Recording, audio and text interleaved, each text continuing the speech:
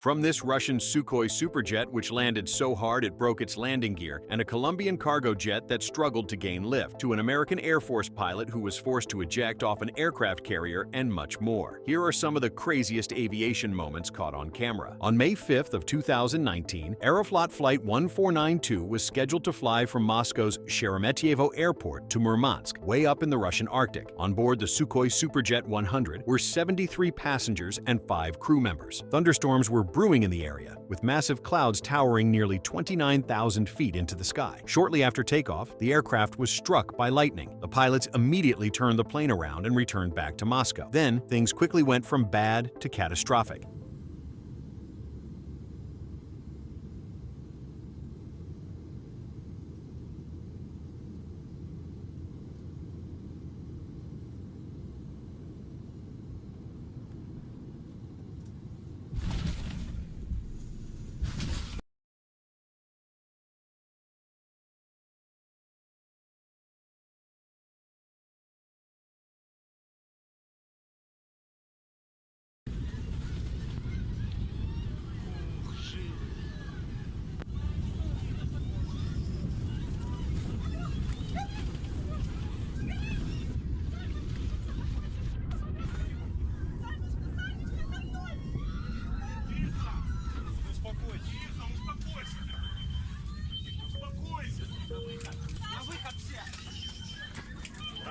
The aircraft slammed into the runway before bouncing several times until its landing gear collapsed, puncturing the fuel tanks and igniting the tailing end into a massive fireball. Some passengers filmed in horror, watching through the cabin window as their flaming aircraft skid across the runway. Emergency crews rushed to the scene as the cabin crew deployed the inflatable emergency slides, and passengers scrambled to escape. However, while some swiftly exited the aircraft, others stopped to grab their carry-on luggage before making their way out, a decision that likely cost some of their fellow passengers their lives. 40 passengers and 1 flight attendant who were seated in the back unfortunately did not survive. Now, planes get hit by lightning all the time. Usually it's no big deal. But this strike knocked out the primary radio, disabled the autopilot, and forced the flight controls into a degraded manual mode. Our captain, 42-year-old Denis Yevdokimov, had roughly 6,800 hours of flight time under his belt. But he was never actually trained to fly the Superjet in full manual mode. In 2023, he was charged with criminal negligence and sentenced to 6 years in prison. The Ilyushin IL-62 is a relic of the past. Designed in the late 1950s, it first flew in 1963. At the time, it was the largest passenger jet in the world. Most airlines already retired the type decades ago. However, some cargo operators like Rada Airlines continue to fly it to this day. In July of 2020, a plane spotter set up near the end of the runway at Niš Constantine the Great Airport in Serbia. He was hoping to film a rare bird takeoff and soar into the sky. What he got was a lot closer than he bargained for.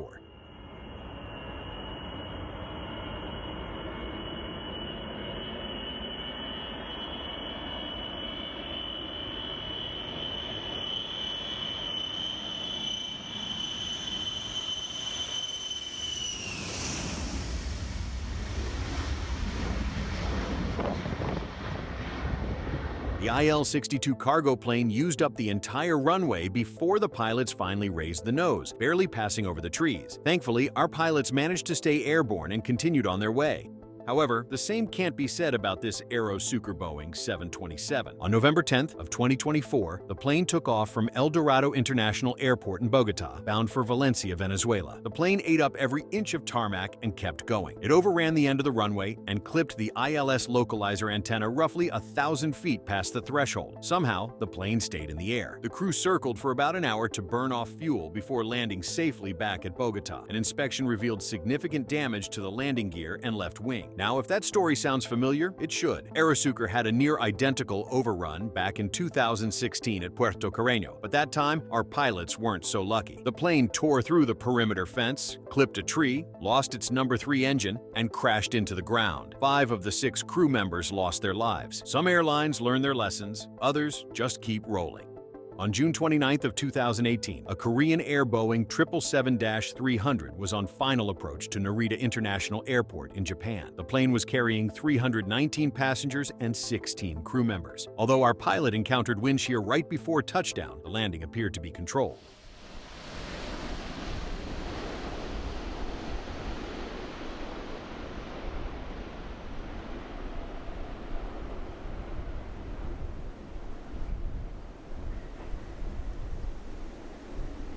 However, a nearby plane, taxiing towards the runway, noticed sparks and smoke coming from their right main landing gear and radioed it to the tower. Turns out, the rear axle on the right landing gear had snapped clean in half. The wheels folded in on themselves like a stanced-out car at a drift meet. Passengers sat on board for about 90 minutes, and the runway was shut down for 20 minutes to clear metal and tire debris. Thankfully, nobody was hurt, and Korean Air decided to replace all 14 rear main gear axles across 7 other 777s in their fleet. The Gijón Air Festival is one of Spain's biggest airshow events. It's been running since 2006, drawing over 300,000 spectators to San Lorenzo Beach in northern Spain each summer. On July 27th, a Spanish Air Force EF-18 Hornet was mid-display, ripping through a low-altitude pass over San Lorenzo Bay. Our pilot was flying slow and low, performing a photo pass over the crowds when a flock of birds decided to ruin his plans.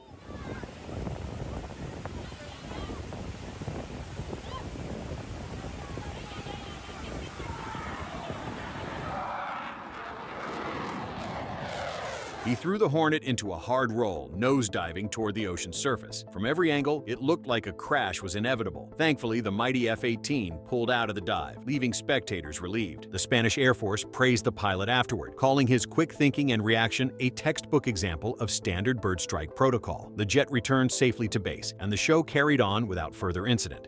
Aircraft carriers are some of the most dangerous workplaces on the planet. Dozens of crew members stand just feet away from fighter jets landing at over 100 miles per hour. The only thing stopping those jets is a set of arresting cables stretched across the flight deck. When they work, it's a thing of beauty. When they don't, all hell breaks loose. On September 11th of 2003, the USS George Washington was conducting carrier landing training about 100 miles off the coast of Virginia. An F-18 Hornet came in for a routine landing and snagged the arresting wire. Then, without warning, the wire snapped.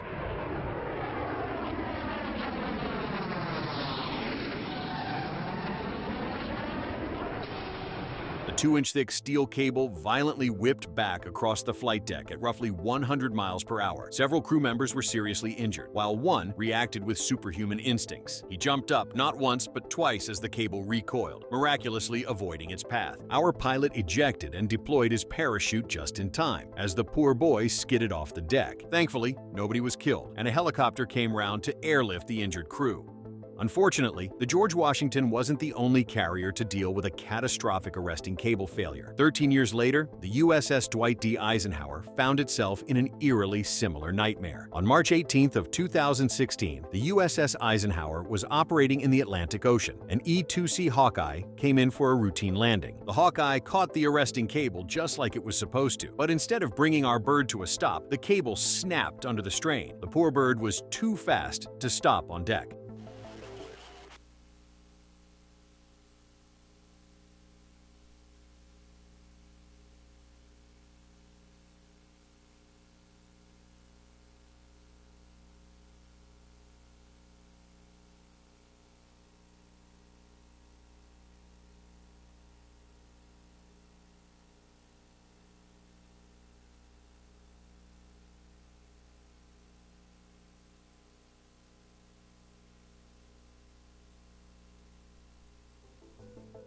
However, as everyone thought another bird went down, she emerged and pulled back into the air. The pilot and co-pilot were awarded with the Armed Forces Air Medal for saving the aircraft. With over 130,000 flights taking to the skies each day, a few of them are bound to run into some birds along the way. On August 29th of 2018, Philippine Airlines Flight 2814 prepared for takeoff out of Francisco Bangoy International Airport in Davao City. The plane taxied to the main runway and hit the gas. A passenger near the window decided to record as they picked up speed. That's when they witnessed something terrifying.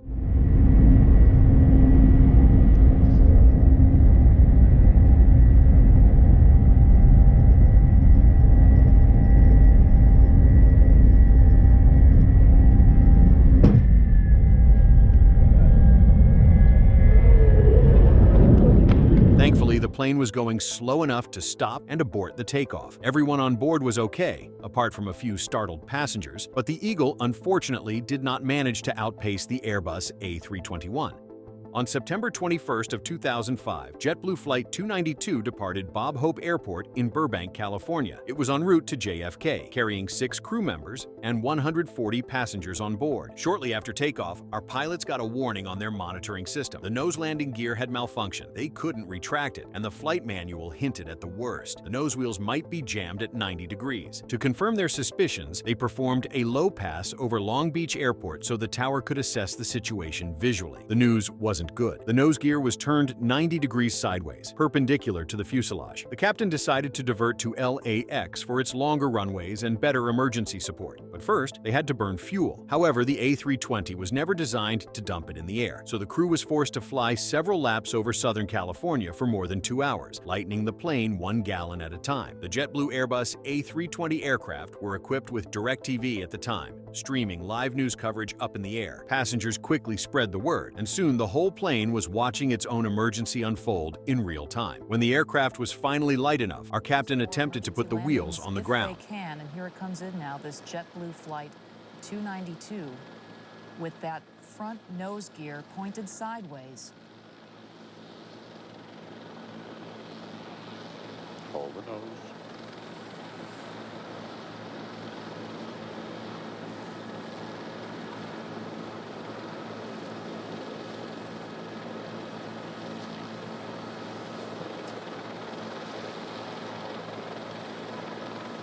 Seen a lot of smoke, but so far it's still intact. The landing gear. He's now slowing down as best he can.